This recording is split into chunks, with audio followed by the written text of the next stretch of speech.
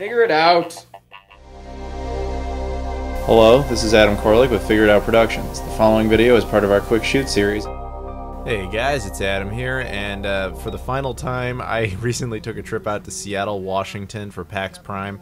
While I was there on my last day, I went game hunting with a guy named Duffy who contacted me and said, hey, you know, I'd be happy to drive you around and take you to all these game stores so I could check out some games too. So I took him up on that offer because Seattle has some amazing game stores.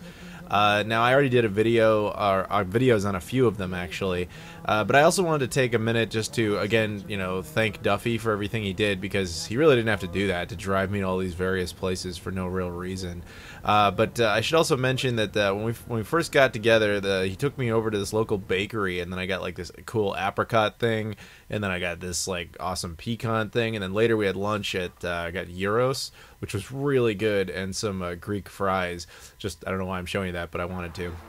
We also went to this store, Amazing Heroes. However, I didn't actually end up getting anything, and the place was kind of busy, so I didn't end up doing a video here, but this is a cool store, and I would check it out if you're in the area. Duffy, on the other hand, did get something. He got Tomb Raider: The Last Revelation for the Dreamcast. He also took me to this. This is a little arcade. I'm going to have to tell the story kind of quickly. So there's a store across the street that was going out of business, and they wanted to put a pot dispensary in there because weed is legal in Washington.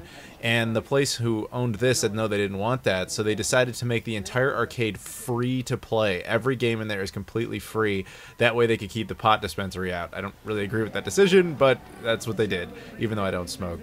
But anyway, on the last day, I wanted to go to Pink Gorilla, which is a chain out in Seattle, and we went to one. And they were like, why are you here? Go back to PAX. That's where our best stuff is. I didn't even notice it when I was there. They had their own booth. This is their booth at PAX Prime.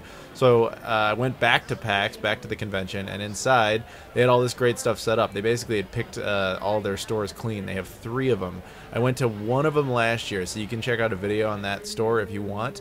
And so inside you saw there's all sorts of handheld stuff, and obviously a lot of Genesis stuff, and a lot of cartridges that they keep in these like little plastic baggies. This is kind of a Japanese style of doing that. I've seen from various Japanese videos. They always kind of seal them in plastic bags and then twist tie them up.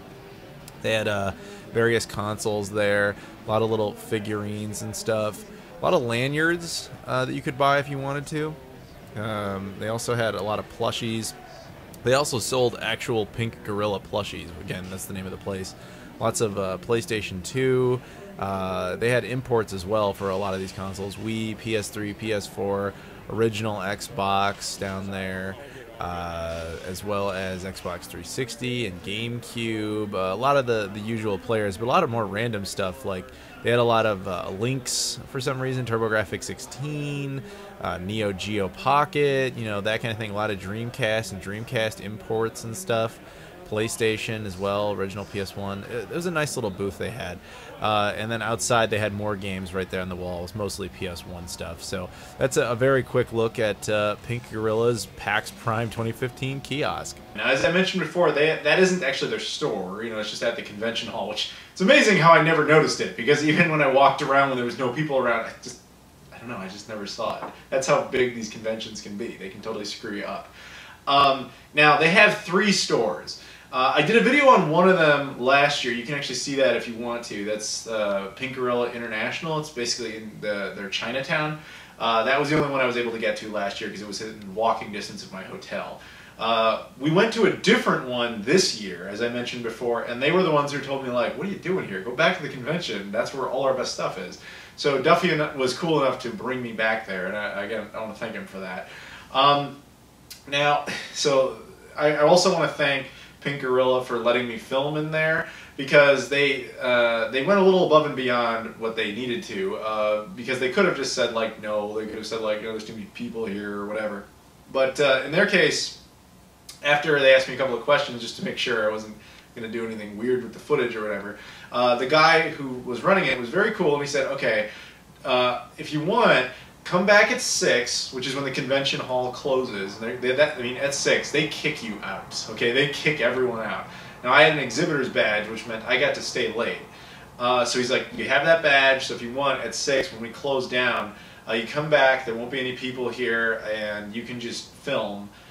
without a bunch of customers. I will tell my staff to not start tearing down the booth until after you're done. And I was like, that is amazing, thank you. But because of that, I kind of rushed a little bit. I just wanted to get the footage. I really didn't want to inconvenience them because they clearly had been working all day and they clearly wanted to go home. So that's why the footage was shot in a rush. But nevertheless, they were very cool to offer that and to let me do that.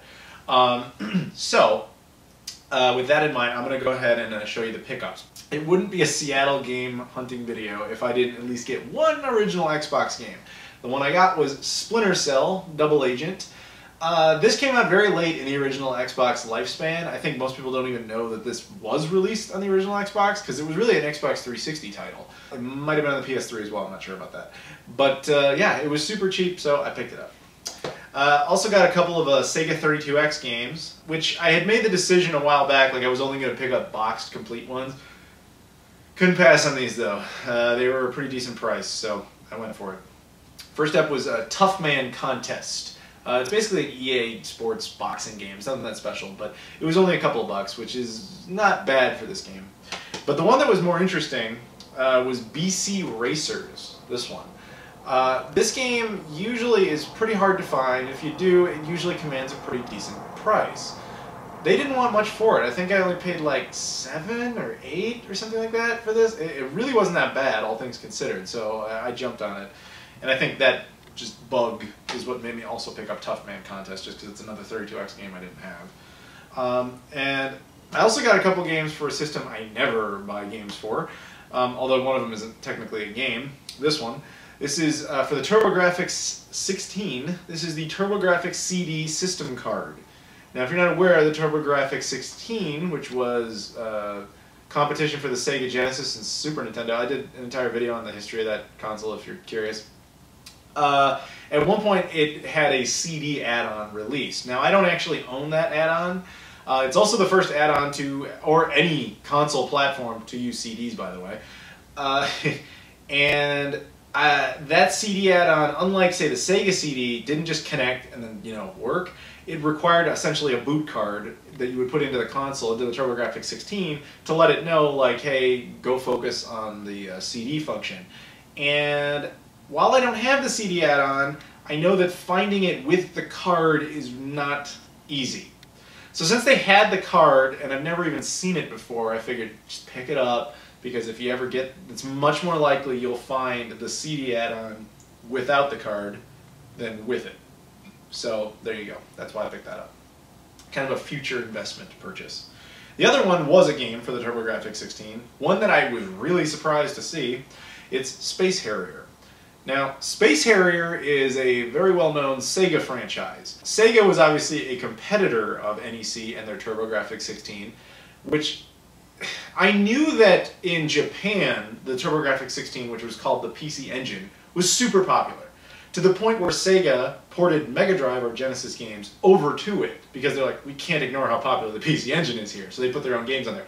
That I understood, but I didn't know they actually ported any of those to North America. So at least Space Harrier did get a port in North America. So there you go, I picked it up. Granted, it's just a loose hue card. I wish it was complete, but it's, whatever. I was still very happy to get it. Now the rest of these are boxed, complete Atari Jaguar games. Shout out to Crusher Bad 64, because I think you're the only dude besides me who ever gets excited to see Jaguar games. So I picked these all up. The first one up is Checkered Flag. Not a very good game. It's a Virtua Racing clone, basically. It plays like a tech demo. It plays like they got 60% of the way through it, and someone at Atari's like, put it on the cart. We need to get it in stores. Sir, it's not ready. I said, put it in the damn cartridge. We got to sell these things. That's really how it plays. Like, they just weren't clearly not done with this game when they released it. But there you go. It's mint, like totally cherry, and it was only like $8. That kind of tells you something about the caliber of the game. Next up was a better racing game. You'll also notice I have this tissue here. This is to keep this one a secret, because this one's special. Super Burnout. This is like what Hang-On probably would have evolved into. It plays very similar to Road Rash. You guys remember Road Rash? It's kind of like Road Rash for the 3DO, a much more advanced version of it. It was much smoother and a much nicer racing game. Motorcycle racing game, of course. wasn't that bad. It wasn't that great, but it wasn't that bad. I did play it for a little bit, so there you go. Super Burnout. And finally, this last one, again, is also a Jaguar game. It's a very rare one. I was very surprised to see it. It's also the only game here that cost any real money. Most of this stuff was pretty cheap. Space Harrier being about average. But yeah, I just ruined it. It's Double Dragon 5, The Shadow Falls for the Atari Jaguar. I was very surprised to see this because, like I said, you don't see this very often, and it's usually a really expensive game. Like, I've seen it on eBay and stuff for like $100. They only wanted 50, which is still more than I would have wanted to pay, yes, but when I started looking up what it usually goes for, it was kind of hard to ignore. But I must admit, it's not very good. I didn't know that when I picked it up. I assumed, you know, foolishly so, that it was going to be kind of like normal Double Dragon. It was going to be like a side-scrolling beat-em-up. It was not. It is a weird Mortal Kombat type of clone, except it has like the visual style of a more advanced version of Double Dragon. So it has the look, but the gameplay is totally wrong. At least of what I've played of it. But even based on the screenshots, it looks like it just keeps being a traditional, you know, one-on-one fighting game. It looks like it really tried to get, you know, to really capitalize on Mortal Kombat to the point where on the back there's this rip-off logo of the Mortal Kombat insignia. So yeah, it's whatever. In fact, this one character here looks like she's straight out of Mortal Kombat. So bizarre. But yeah, that would be my final pickup in Seattle, right there, Double Dragon. So I want to thank you guys for watching these various game hunting videos in Seattle. If you did watch the other ones, I highly recommend you do. And again, if you're ever in the Seattle area and you like collecting games, I'm telling you, it's the best place in North America I have ever found. The best city for retro gaming, like period. Like I was with Duffy all day, and we only managed to get to a few of them. You know, like, there's ones that I mean, there's 3 Pink Gorillas, potentially 2 Game Gurus. I never actually confirmed if there's a second one. There's 3 Another Castles. There's Amazing Heroes and Toys, which I showed you briefly at the beginning of this video. I mean, there's a lot of stuff out there for retro gaming. It's very, very impressive. So, yeah, and as far as Duffy goes, I have to give a huge shout out to that dude. Thank you. Seriously, thank you. That dude was awesome. He really stuck to his word. Like last year on my PAX video, he's like, if you ever come back, let's do this. And then fast forward a year, and when I announced I was going, he's just like, hey, it's been a year already. You still want to do this? I was like, all right. And he came out, he picked me up bright and early, and he just drove me to all these places. And you know, he took me to like local restaurants. Because that's another thing. If you go on trips like this, it's always good to hang out with a local, because they'll be like, don't eat that shit. Come over here. This little bakery. This is where all the real good stuff is. Or come over here. This place has the best, you know, this type of food. Like they'll tell you those things because they live there. So that's always good to experience. And so thank you to Duffy for that, because he really went above and beyond, taking me to all these places and all that stuff, but he really didn't have to. I'm really, really, really glad he at least picked up one game at Amazing Heroes and Toys, because I didn't. So I'm glad. I kept picking up stuff where we went. I kept feeling bad because he's just, it's not quite grabbing me. So I'm just glad he picked one up. So that made me happy. And so thank you to him, and thank you guys for watching. And again, thank you to Pink Gorilla for letting me film at your booth. And I'll see you all later.